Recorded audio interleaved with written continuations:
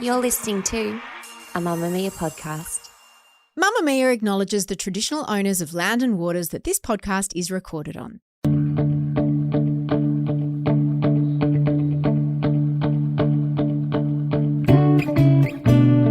From Mamamia, I'm Mia Freedman, and you are listening to No Filter. This is a story about a massive dilemma that we are all about to face. What if there was a magic pill that could turn off your appetite? Would you take it? Your answer to that question depends on a lot of things. How you feel about your body, your health, your doctor's advice.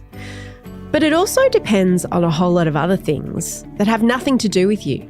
Like the fact that the message our culture hammers into us is that you should be thin, thinner than you are right now, even if you are not objectively overweight. Every billboard, every magazine cover, every advertisement, every catwalk, every red carpet, every awards show, every celebrity, every influencer, they all pretty much send us the same message. Be smaller, especially if you're a woman. Take up less space. So even if you didn't need to lose weight for any reason other than conforming to this oppressive beauty standard that we all marinate in, if there was a magic pill to turn off your appetite, you might well be tempted, yeah? Well, people say there is a magic pill.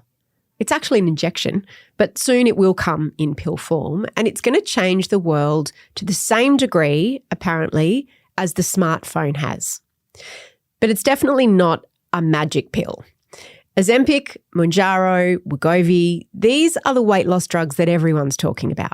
Oprah Winfrey sent Weight Watchers stock prices tumbling when she stepped down as the company's spokesperson after confirming recently she's taken medication to lose weight. I'm all for it. If you want to take a drug to curb your appetite, do it. I apprate that you... Excuse me. Do you need sorry. some water? No, I need Okay. some Ozempic. Ozempic. It is literally the hottest drug in the country right now. But what happens when you stop taking it? 47% of people in America are considering taking them, and some already are. Johann Hari is one of them. He's written the first big book about Ozempic and these other drugs that have formerly been used to treat diabetes but are now being used to treat weight loss. His book's called Magic Pill: The Extraordinary Benefits and Disturbing Risks of the New Weight Loss Drugs. And the risks aren't just physical. You might have noticed over the last few months of the awards season, I certainly consumed a lot of red carpet content. And what everybody was talking about is that it seemed like Ozempic had eaten awards season.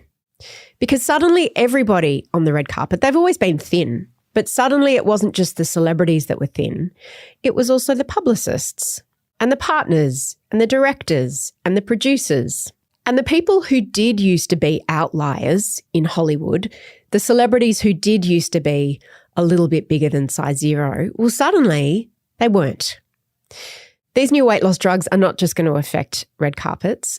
If millions of people start to lose vast amounts of weight en masse, and they will, we're going to see enormous social, economic and mental health effects that we might not have even considered.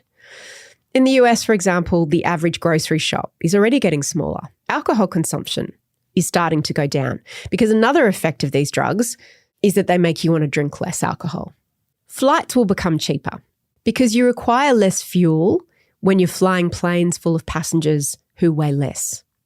But what about the body positivity movement that's made such progress in the past decade? That's certainly a cause very close to my heart. I've spent my whole career fighting for more diverse representation of women in the media. Does that mean it's the end of that? What about all the vulnerable young women who'll find ways to get their hands on these drugs that will effectively amputate their appetites? Are we prepared for what they're about to unleash? In the conversation you're about to hear, we're aware that we've used words like fat and thin, which were personal to Johann's own stories, but we're also sensitive to the stigma around obesity culture and diet culture and eating disorders. So I know that for many people listening, this whole conversation isn't easy and it's not necessarily comfortable. But like the smartphone, the effects of these drugs are going to impact all of us to some degree, even if we don't take them, and you're about to hear why. And of course, if you are considering taking any medication, you have to go to a doctor to be assessed whether or not it's right for you. This is not medical advice, and I am not, in fact, a doctor. There's a lot to unpack, and we're going to dive in. Here's Johann Hari. There's a point at which, as a kid, your parents go from being the gatekeeper of the food that you eat. It's basically when you've got your own money to buy your own food, isn't it? So for some people, it's when they're still at home and they can buy food from the canteen at school, or when you leave home, really, that's when you have to make conscious decisions about how and what you're going to eat. How old were you when that happened, and what did that look like? Every day on the way home, me and my friend Alex would go to McDonald's, and I can still remember exactly what I would have: a large Big Mac meal and 6 nuggets and a large Coke. Occasionally, we would vary it by going to KFC. I just took it as a given. This is how people eat, right? In fact, I didn't know this was completely unprecedented. Human beings had never eaten like this before. 78% of the calories consumed by an average American child now every day are what are called ultra-processed food, which means it's food assembled in factories from chemicals. It bears no relationship to what my father ate as food in his Swiss village just a generation ago, right? And it turns out what I learned, and I see the truth of this now, having interviewed the scientists about it, is that that food was having a catastrophic effect on me. We all know the health effects of overweight and obesity, and I'm sure we'll go into that. But there's a really deep way it was affecting me. And I learned about this from a brilliant scientist called Professor Paul Kelly, who's the head of neuroscience at Mount Sinai in New York. So he grew up in Dublin, in Ireland. And when he was in his 20s, he went to San Diego in California, I think to do his PhD. And he quickly noticed, oh, wow, Americans don't eat like Irish people.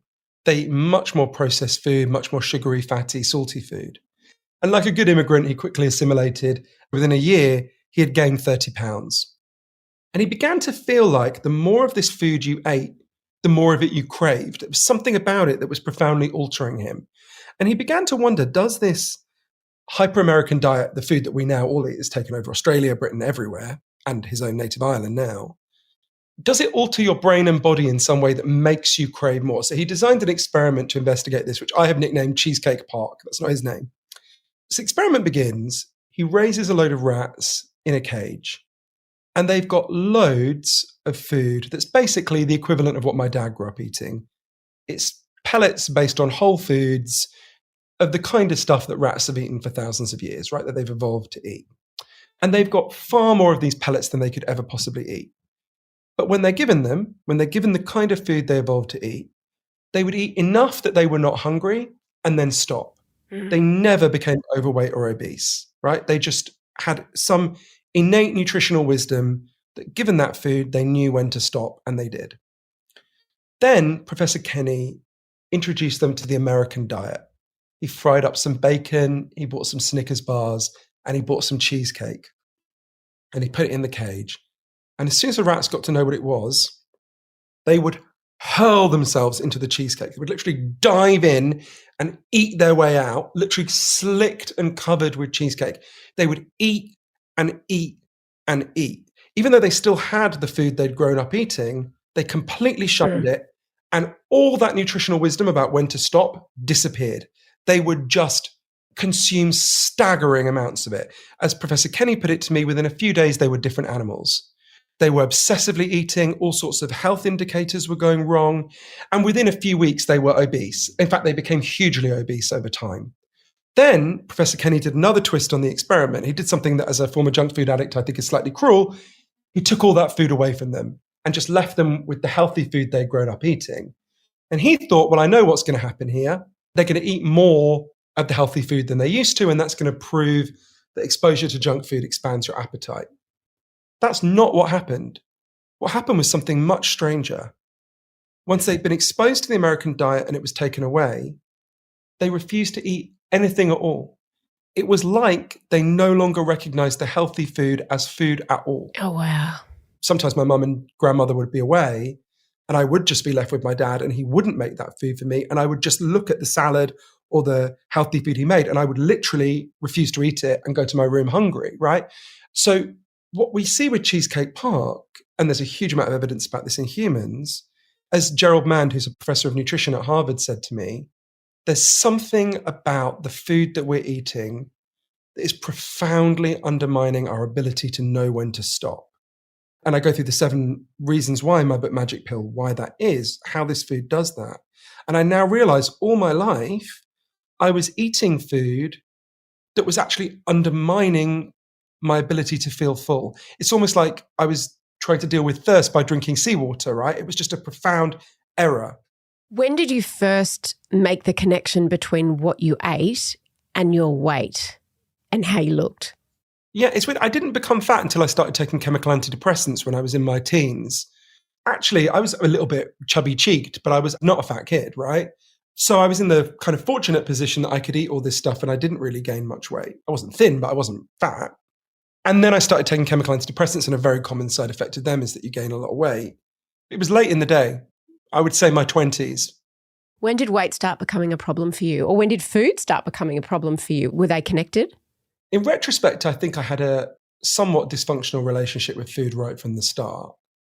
And this is something that really emerged when I started taking these new weight loss drugs. One of the weird things about them is because they so profoundly disrupt your eating patterns, all sorts of psychological issues connected to food begin to emerge. It's like when your eating patterns are disrupted, you begin to see the job that food was doing for you psychologically all along. I go through in the book the 5 different reasons why people eat, only one of which is actually to meet hunger. The rest are psychological. I was definitely eating to control my emotions. I was in a violent, crazy environment. There was a lot of addiction in my family. And I was eating to regulate my emotions. And I was doing it in a very specific way. I was never someone who savored food or loved the flavors of it. A lot of my eating was stuffing. Everyone will have had the experience of stuffing themselves sometime, like maybe Christmas dinner or something. But stuffing is where you deliberately eat beyond the point of fullness and you feel a kind of pressure upwards on your esophagus and outwards on your stomach. And I think the main pleasure I got from food was a sense of stuffing that sort of dulled my emotions. So I think that was there from when I was very, very young. When did you first hear about weight loss injections? I remember the exact night, and it was so weird. It was the winter of 2022, and it was that moment when the world was reopening after everything we'd all been through. And I went to a party thrown by an Oscar-winning actor. And I remember in the Uber on the way there, I'd gained a lot of weight during COVID, like lots of people. I felt a little bit self-conscious about it, but I thought, God, this is going to be interesting because they're all going to have gained weight. So all these like Hollywood stars, they're going to have pudged out a bit, right? It's going to be interesting to see them like that.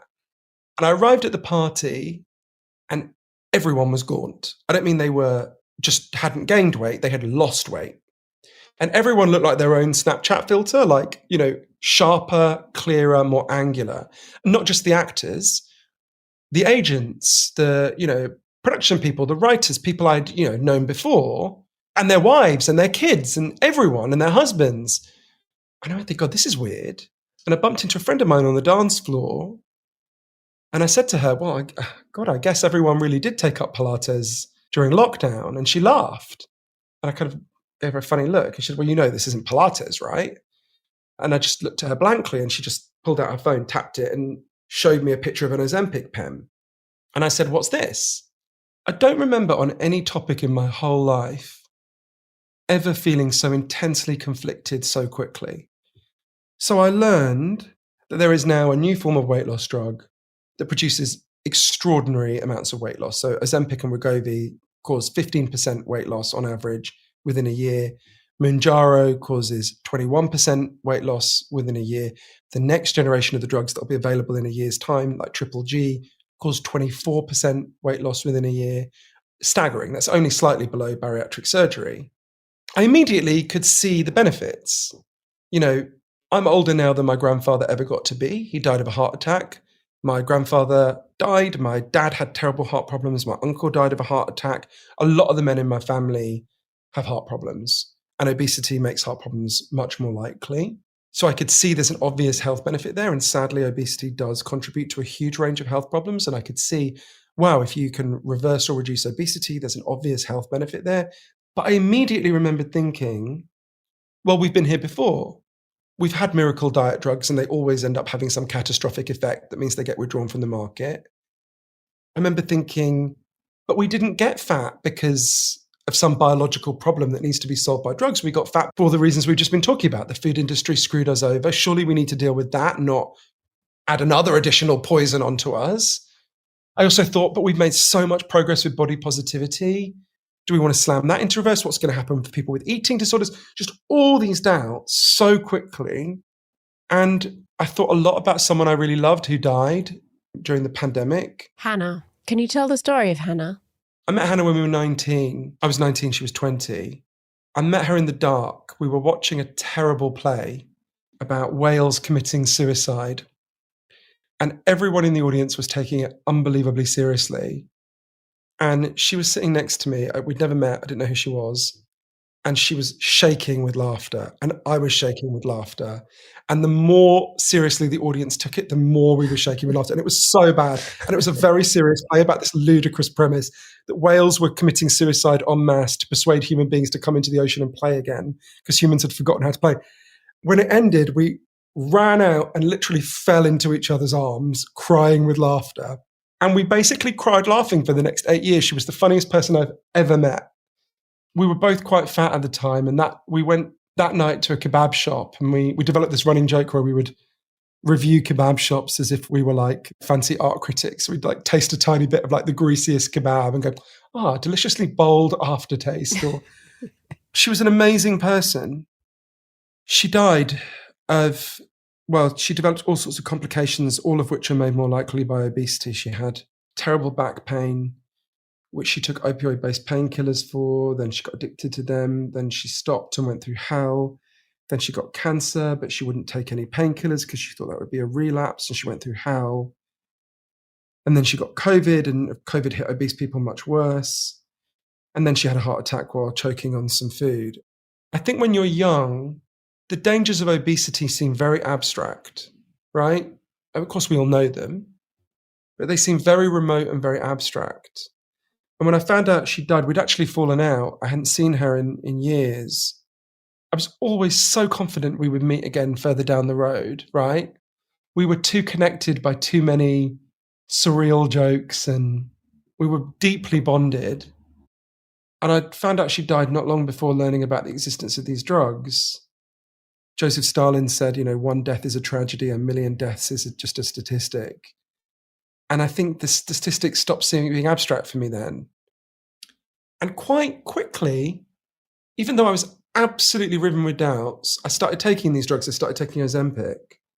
And I ended up going on this big journey all over the world, from Reykjavik in Iceland to Minneapolis to Tokyo, to investigate the drugs, what they do to us, what the benefits are, the risks are. I interviewed the leading experts in the world, people who design the drugs, their biggest critics. And it's kind of weird, Mia, and I think it's probably be different to the conversations we've had about my previous books.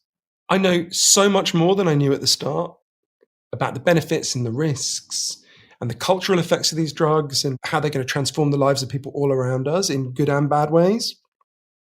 I feel as divided and doubtful now as I did that first day on that dance floor, watching those Hollywood people shake their skinny behinds. It's weird. I've not had this experience before. Usually the more I learn, the more I kind of come to a conclusion. And this is really complicated. And there are benefits and risks to every side. And we're all going to have to reckon with this in a really complex way, I think. Up next, Johann tells me about the process of seeing a doctor to get Ozempic. And we also talk about the short-term and long-term effects of the drug, because it can be incredibly powerful, it can do great things, but it is not a magic pill.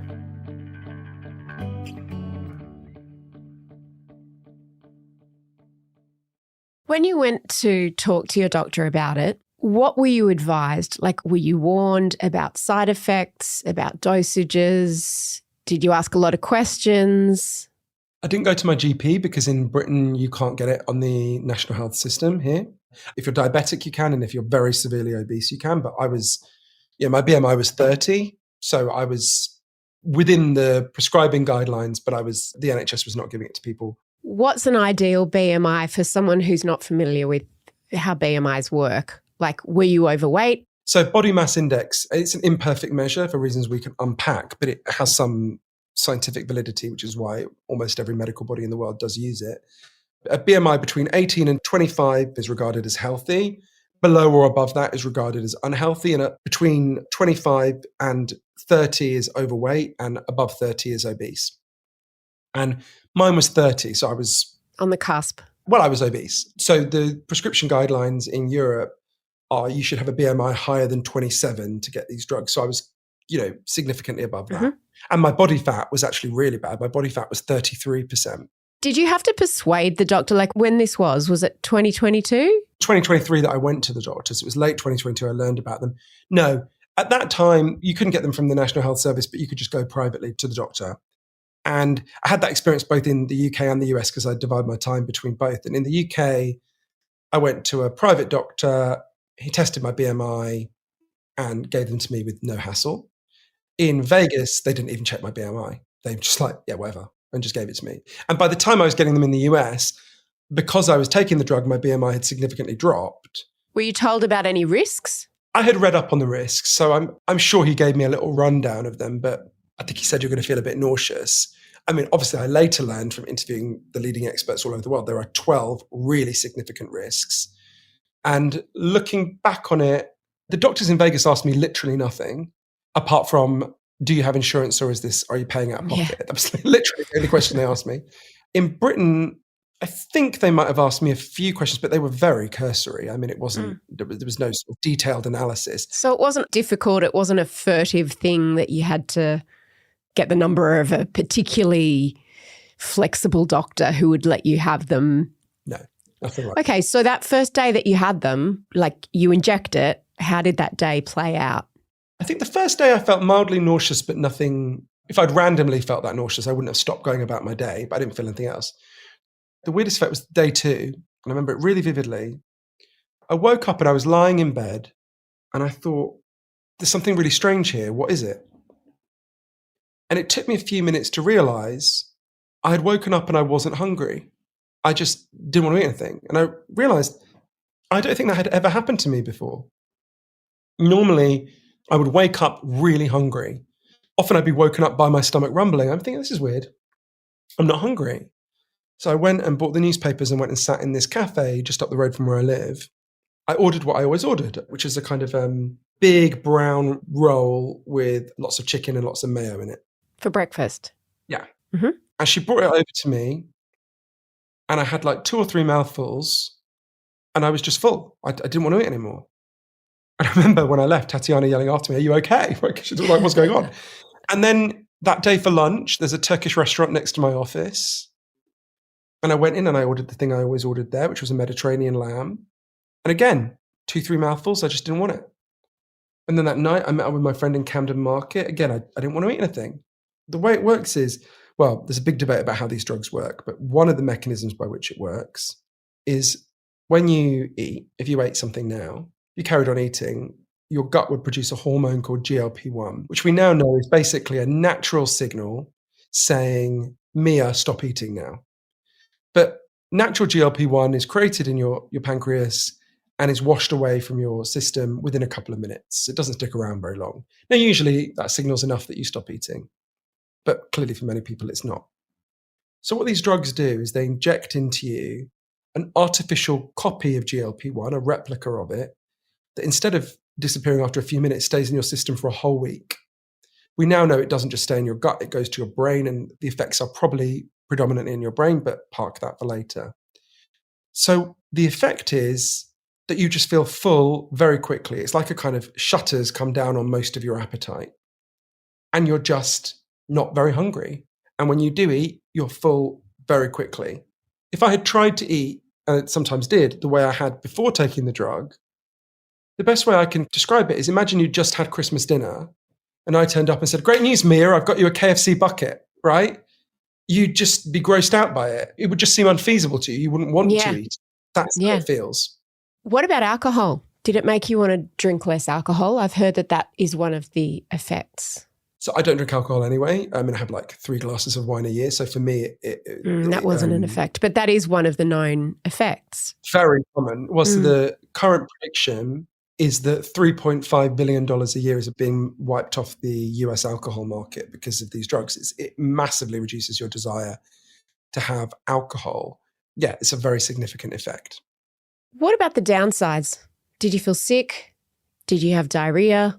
So there are long-term effects that I'm sure we'll discuss and long-term risks, but by far the most common side effect is nausea. almost everyone experiences nausea initially. And you start on a very low dose, because if you go in on the high dose, it would be intolerable and people just stop. So you start on a relatively low dose of 0.25 milligrams.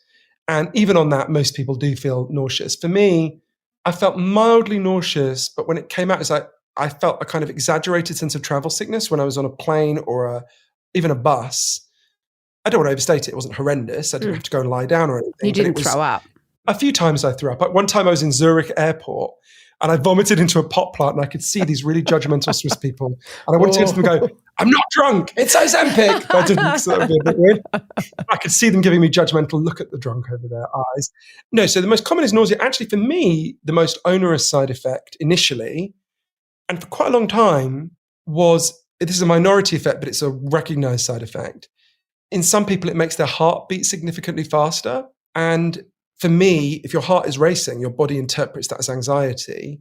So I felt mildly anxious. And every time I increased my dose, it came back. You mentioned the long-term side effects. How long have you been on it now? A bit more than a year. So you haven't been on it long enough, and nor have many people, to know the really long-term side effects of these weight loss injections. What are some of those risks?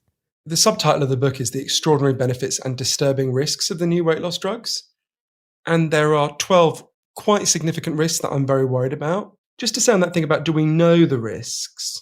So the defenders of the drug would say, and this is true, and they're making an important point, people have been taking these drugs for obesity for a relatively short amount of time, a year or two, but they've been taking them for diabetes for 18 years now. So for people who don't know, in addition to having this effect on GLP-1, these drugs, if you take a GLP-1 agonist, this sort of copy of GLP-1, it stimulates the creation of more insulin in your pancreas, which obviously is what diabetics need, both type 1 and type 2 diabetics. So diabetics have been taking these drugs on prescription in lots of countries around the world for 18 years.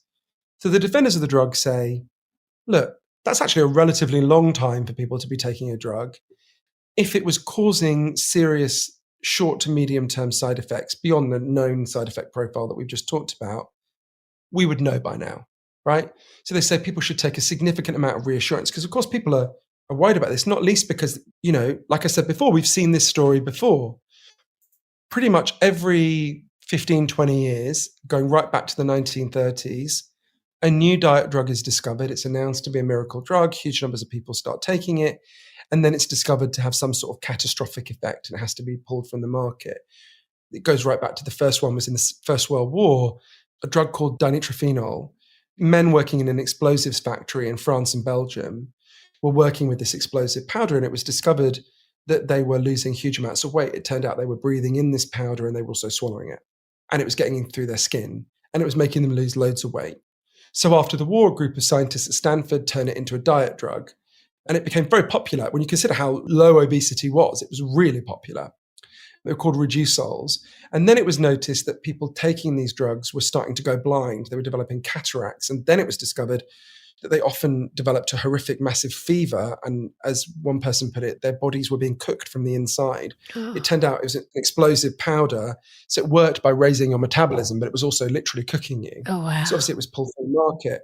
And there were then waves and waves of new diet drugs, from amphetamines to all sorts of things.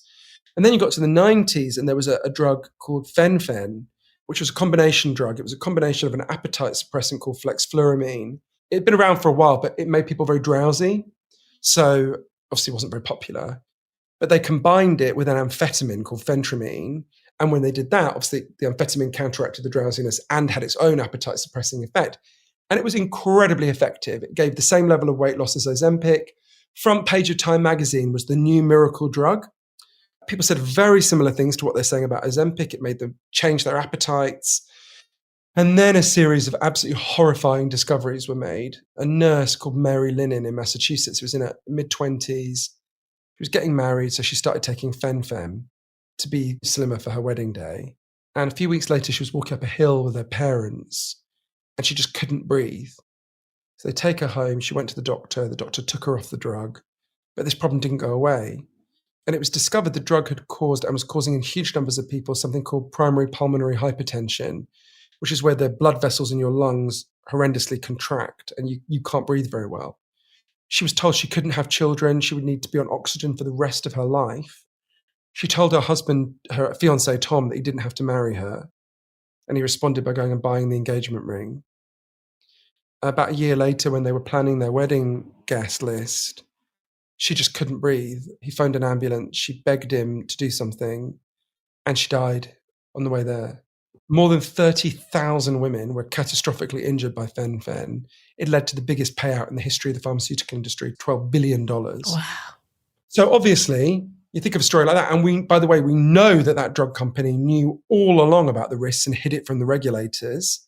The civil trial emerged. There was literally a memo where someone had written, God, am I going to have to spend my retirement years writing compensation checks to stupid fat women with lung problems? I mean, it's pretty horrendous. It was really shocking. Wow. Now, look, I want to stress to people, fen-phen was brought to market based on a single study of 120 people. The new diet drugs, which work in a completely different way to fen-phen, have now been used by hundreds of thousands of people and are made by very reputable pharmaceutical companies and have been subject to many dozens of clinical trials. So I don't want to overstate the parallel. But when people were saying, okay, we know this drug is safe, and I'm sure we'll talk about some more of the health benefits from these drugs, but when they were saying, okay, we know this is safe because of all these diabetics have been taking it, this led some scientists to go, okay, let's go and actually study those diabetics and double check that's correct. So for example, there's a person called Professor Jean-Luc Fahy, who's at the University Hospital in Montpellier in France. So I interviewed him. He was tasked by the French government, the French Medicines Agency, which is a regulatory body in France, the main one, with investigating the safety of these drugs for the French market. France is actually the ideal place to investigate safety on these things because they have very good health databases. Everyone is on them. Basically, you can't opt out, really. And Professor Fahy was initially concerned about one thing. He looked at the animal studies. What happens when you give these drugs to non-human animals? Clocked one pretty alarming finding, which is that when rats are given these drugs, they are much more likely to develop thyroid cancer, a really significant effect. And there are GLP-1 receptors in our thyroids, in addition to being in our guts and our brains. So you can sort of see there's a plausible kind of causation there.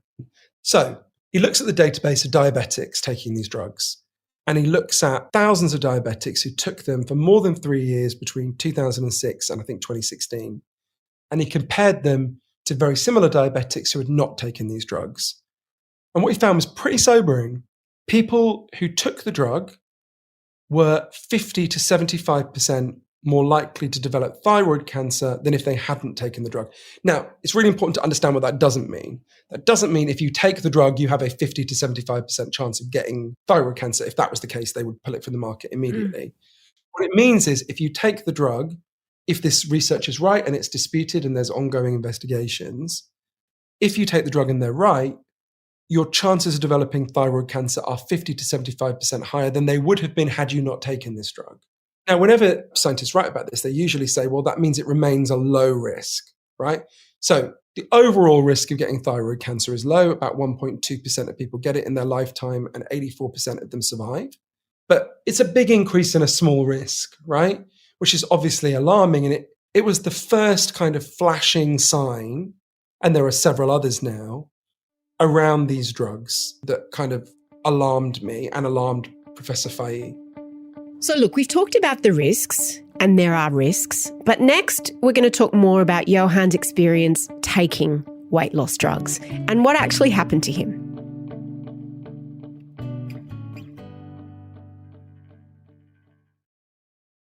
You obviously had to do a cost-benefit analysis before you took it, apart from your sort of existential reservations about body positivity, about our food system. You had a conversation with someone who was sort of quite clear about the benefits. So the best comparison point we have for these drugs, I think, is bariatric surgery. So it's extremely hard through dieting and exercise to lose huge amounts of weight and keep it off. There's a tiny number of people who manage to do it, and all credit to them. But the vast majority of people who go on diets don't succeed and go back to their previous weight. So the best comparison point I think we have is bariatric surgery. So those are people who are obviously very seriously overweight, who then undergo a very invasive and horrible form of surgery and lose a huge amount of weight. And if we look at the evidence from bariatric surgery, most people who go through bariatric surgery, it reverses their obesity or enormously reduces it. And we can look at, well, what happens to their health afterwards? And the effects are just staggering. If you have bariatric surgery, you are 56% less likely to die of a heart problem in the next 7 years. You are 60% less likely to die of cancer in the next 7 years. You are 92% less likely to die of diabetes-related causes in the next 7 years. In fact, it has such a positive effect on health. You are 40% less likely to die of any cause at all, right? And this fits with a much wider body of evidence that sadly, obesity has a catastrophic effect on health over time. And I've got to admit, I'm embarrassed by how shocked I was by this evidence. Think about something as simple as diabetes, right? Of course, I'm sure I knew since I was a teenager that obesity makes it much more likely you'll develop diabetes. In fact, if you are obese when you're 18, there is a 70% chance you'll get diabetes in your lifetime. But I kind of thought, before I did this research, obviously that's not good. But if you live in a country with a good healthcare system like Australians and British people, provided you get insulin, you're like everyone else, right? It's treatable. Yeah. I mean, it is treatable, but it is not the case that you're then like everyone else. My friend, Dr. Max Pemberton, one of Britain's best-known doctors, said to me, lots of people think what you think. He said, I've got to tell you, that is completely wrong. Diabetes, even when it's treated, knocks on average 15 years off your life. And it massively increases the chances that the last years of your life will be awful. It's the biggest preventable cause of blindness in Britain. More people in the US have to have an amputation because of diabetes than because of being shot, right?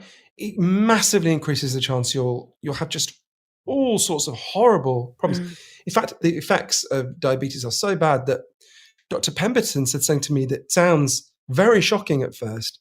He said, if you gave me a choice between becoming diabetic or becoming HIV positive, provided I could get access to medical care, I would choose being HIV positive every time. If you become HIV positive and you get health care, you live as long as everyone else. If you get diabetes, that is not the case, right? And diabetes is just one of the health-related problems. There are literally over 200 known diseases and complications linked to obesity. Dr. Shauna Levy, who's a doctor at Tulane School of Medicine in New Orleans, who prescribes these drugs, said to me, we've got to be honest with people. We don't know the long-term effects of these drugs, but we do know the long-term effects of obesity, and they are very serious. Not for everyone, but for a huge number of people. And we've got to be honest about that trade-off, that dilemma that people are confronted with. Even think about thyroid cancer, which we were just talking about. So you weigh that risk, which is, I think, real and significant, or certainly there's a lot of plausible arguments that it's real, against the increased risks of developing cancer if you continue to be obese. Cancer Research UK, the biggest cancer charity in Britain, explained to people, when you carry excess weight, it doesn't just sit there, it's not inert, it's active, it sends signals through your body. And one of the signals it can send is for your cells to divide more rapidly, which can cause cancer. It's why you're significantly more likely to develop cancer if you're overweight or obese. So it was very sobering to see these dilemmas, and then to see we are now getting evidence around these drugs on long-term health effects. So if you take Ozempic, Wegovy, if your BMI was higher than 27 at the start, you are 20% less likely to have a heart attack or stroke in the next 2 years. That's pretty significant. So I think we're getting a lot of evidence about the benefits, but as I say, a lot of evidence about the risks as well. How much weight have you lost in the last year? 3 stone. And the most shocking thing is the fall in my body fat. I've gone from, I think it was 33%, 32% body fat to 22% body fat.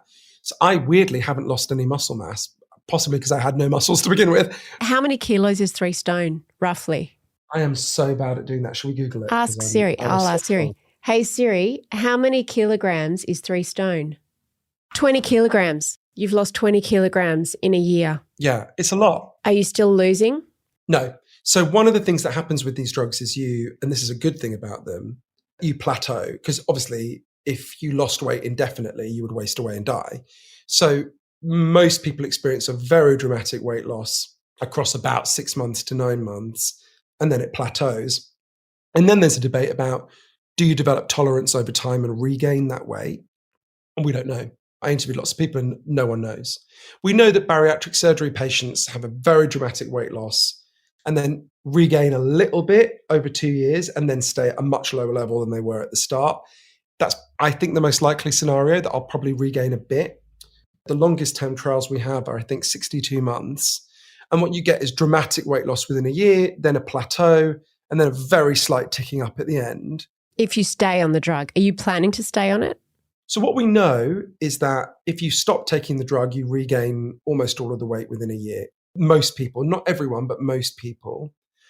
So I have made the calculation, weighing the risks, that for me, I have decided to continue taking it. But I don't have thyroid cancer in my family. I'm not losing muscle mass. Obviously, I'm not trying to get pregnant. There are pregnancy risks that we can go into. I did have some emotional effects from the drug, but I found a way to deal with them. We can talk about that. You mean the anxiety or the feeling guilty? Those two I was able to deal with. For me, it was different. I had this weird thing. It's funny, I'm in my friend Danielle's house as I record this. And for the first 6 months I take it, she was pregnant. And it was like we were on reverse trajectories. Every time I saw her, it's like she was swelling and I was shrinking. But I remember one time coming here and having this weird feeling. So I was getting what I wanted, right? I was losing loads of weight. You know, it was gratifying. I lost a load of weight. For example, my neighbour's hot gardener hit on me and gave me his phone number. I was like, great, this is what I want. But actually, I didn't feel better emotionally. Actually, if anything, I felt quite muted. And I was trying to think, well, why is that? You know, and of course, it could just be a coincidence. But there are lots of people, I want to stress it's not a majority, but there are lots of people who seem to be reporting lowered mood. There is some concern, which is much debated, about whether it may potentially cause a suicide risk. And the FDA in the US, the Food and Drug Agency, requires a suicide warning on these drugs, although the European Medicines Agency has not been persuaded of that evidence. And from what I learned from interviewing the kind of leading scientists on this, there's sort of two possible ways of thinking about it. One is that these drugs may be having an effect on your brain that could cause you to feel more muted and depressed. Let's come back to that because that's a slightly different thing. I think for me, I suspect for me, it comes back to what we were saying about why we eat. So I grew up learning to regulate my emotions partly by stuffing myself, right? And you can't comfort eat when you take these drugs. It was about 6 or 7 months in. I was in Vegas and I was, as you know, I spent a lot of time in Las Vegas because I'm writing a book about a series of crimes that have been happening there. And I had a pretty rough day. I was investigating the murder of someone I knew and really loved. So I felt shit. And I went really on autopilot to the KFC on West Sahara. It's one of the skeeziest KFCs in the world, and that is saying something. And I went there and really, almost like in an automaticity way, I ordered what I would have ordered a year before. I ordered a bucket of fried chicken. And I sat there with it in front of me and I couldn't eat it. And I remember Colonel Sanders was staring down at me from the wall and it was like he was saying, hey, what happened to my best customer? And I remember thinking, very consciously thinking, oh shit, I'm just going to have to feel my feelings. Ooh. You know, the whole time I was working on the book, I kept mistyping fried chicken as friend chicken. And I was like, oh, it had to be Freud to decode that one, right? Yeah. It's not subtle. That was really hard for me. And I remember going to see one of my best friends and saying, I can't take this. I need to fucking comfort eat. And she said to me, I mean, stop if you want, do that if you want, but no, the drug has not caused this problem. That problem was there all along. The drug has just brought it to the surface. So you can either regress emotionally and kind of bury it and bury your feelings in these saturated fats again, or you can try and deal with those emotions that you're feeling. But it was very, very challenging and unpleasant. I just interviewed Marion Keyes yesterday, funnily enough, and we were talking about alcohol addiction. She recently lost her father and she hasn't drunk alcohol for 30 years, but that idea that when you take away that crutch, whether it's food or alcohol or gambling, there's no way but through. Well, there's a way through that can be quite worrying. So again, let's look at the evidence from bariatric surgery because it's a good guide, I think. So after bariatric surgery, 17% of people are so distressed they require inpatient psychiatric care, and your suicide risk almost quadruples after bariatric surgery. Now, it's still relatively low, but that's a staggering increase. Because the crutch has been taken away. I mean, I think some of it is actually the surgery is very onerous and it's probably quite physically unpleasant to adjust to this different body. I think some of it is the drug you were using to soothe yourself has been taken away. Carel LaRue, who's a scientist who works on this, said to me, a lot of people who are overweight imagine if only I get down to my target weight, my life will be great, right? And you lose the weight and you're still married to an asshole and you still have a job you don't like. And it's like, oh, actually, it's not the solution I thought it was. right? So I think there's a complex range of things that go in there. It's a really interesting phenomenon with bariatric surgery. It's known as addiction transfer. About 1 in 10 people who have bariatric surgery develop an addiction in the aftermath of it, in the aftermath of the surgery. For example, there's a woman called Robin Moore, who I interviewed, a really wonderful person. She works for not-for-profits in Toronto. She knew why she gained a lot of weight. She was sexually assaulted when she was a child and never told anyone. And she ate a lot to comfort herself. And by the time she was in her 30s, she was, I think, 303 pounds. And so she had bariatric surgery. And she woke up and her mother was there and she said, I'm on my way. And she lost an enormous amount of weight. She started being part of a running club. She started having sex with men, which she hadn't really been able to do because of the trauma about the sexual abuse. But then something really strange happened to her. She'd never been much of a drinker. I mean, she had a little bit of a phase when she was a college student, but not much. And she very rapidly became a full-blown alcoholic and got fired from her job. She was turning up at work drunk and she got fired. And this is a very common phenomenon. Some people develop shopping addictions or gambling addictions. It's debated why. But some people think it's the surgery and the weight loss drugs don't solve your problem. The psychological problems that drove you to eat, I mean, they solve some medical and physical problems, to be sure. And so you're left with this feeling and this hole that you try and fill some other way. So I think anyone who's thinking of taking these drugs, I would say be aware. Look, some people don't have any psychological issues around food. But if you do, and there's a lot of us do, these drugs will surface those psychological problems in unpredictable ways. And you should be aware of that and be ready for that kind of disruption. That was not the end of my chat with Johann. We could have spoken for many, many hours, and we did speak for quite a bit longer because there's so much more to the Ozempic conversation than just the physical and the mental impacts. There's also the cultural impacts, the celebrities who are taking it and admitting it, and the celebrities who are not being transparent or who are actively lying about whether they're taking it. Do they need to be? Who is taking it? What is going on in Hollywood? And in part 2, we talk about the cultural and social effects because there are some things that people haven't quite thought through or considered that Johann says are a little bit scary. You know, I've got a perfectly healthy body. Why am I constantly at war with it? She won't go out for dinner with people in LA anymore because she's the only one eating anything. Because why have we even fucking come out for dinner? No, you're not having anything. Johann also shares with me an incredibly confronting conversation he had with his niece. She looked down at her body with sort of contempt and said, will you get me some Ozempic? And I laughed. I thought she was joking. And then she sort of looked at me and I realised she was being serious. And I thought, oh shit, what have I done? You can listen to the rest of that conversation. It is fascinating. There's a link in the show notes. Get it in your ears. I would recommend the first place you start is with Johann's book. It is meticulously researched. It is not hard to read. It's really engaging. It's called Magic Pill, The Extraordinary Benefits and Disturbing Risks of the New Weight Loss Drugs. And we will also put a link in the show notes. Please take care of yourself. I know some of these conversations can get inside your head in ways that are unhelpful. I had an eating disorder myself when I was much younger. I know what it's like to feel incredibly conflicted about my body and about what the world tells me and about food and about all of those things. So if this has brought up some things for you and you're feeling confused, distressed, or that you need to talk, or that you're going into a bit of a bad place, reach out to someone like the Butterfly Foundation. They have a national support line and an online service. If you want to call them, you can call 1-800-33-4673 or you can email support@thebutterflyfoundation.org.au. This episode was produced by Kimberley, Braddish and Gia Moylan with sound production by Leah Porges. I'm Mia Freedman and thank you for having me in your ears.